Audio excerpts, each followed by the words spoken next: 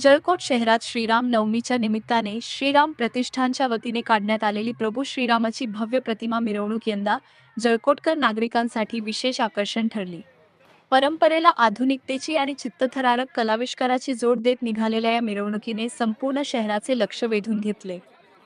मिरवणुकीची सुरुवात शहरातील ऐतिहासिक धुळशेटे गल्ली येथून करण्यात आली.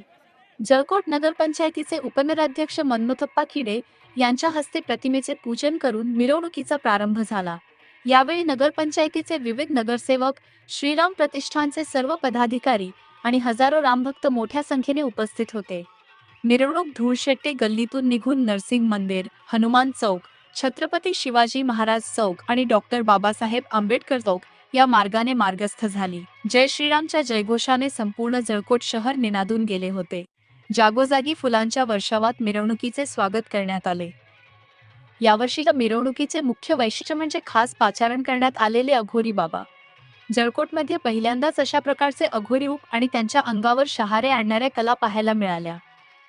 मिरवणुकीत कोणतीही अडचण येऊ नये आणि कायदा व सुव्यवस्था राखली जावी यासाठी सहाय्यक पोलीस निरीक्षक श्रीराम माचेवाड यांच्या मार्गदर्शनाखाली चोख पोलीस बंदोबस्त तैनात करण्यात आला होता.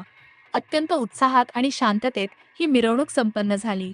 एकमत डिजिटल करिता ओंकार सोनटक्के, जळकोट.